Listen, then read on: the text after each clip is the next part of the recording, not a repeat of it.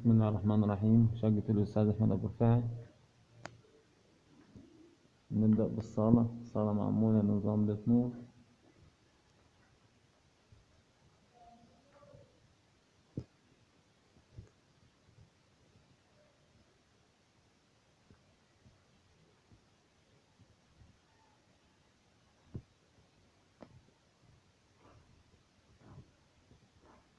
وعاملين نظام الوردة في النص، مفرعة منها الجوايز.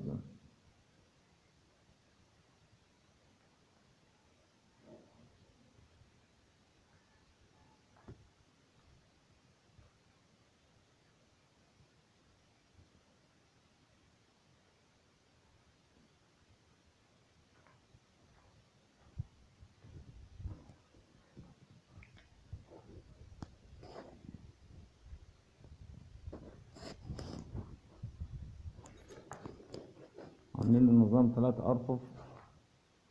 كان فيه عمود داخل، بس غلينا له العمود في نظام 3 أرفف. يحط عليهم أنتيكة، يحط عليهم أي حاجة. ودي المكتبة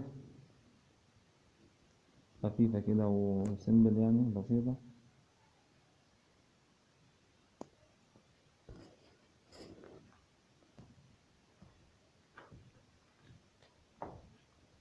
برضه عملنا له حاجة بسيطة كده في المطبخ، نظام بيت نور، يعني 10 سم في 10 سم. هو ده على كده بيت نور، حاجة بسيطة كده تدي إضاءة بسيط، تدي شكل حلو في المطبخ.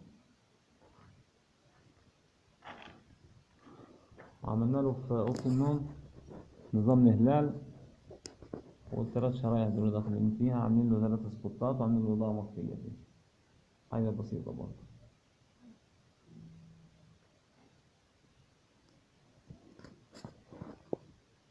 يا رب تنول الإعجاب. ورشة الكابتن والمهندس للدخول.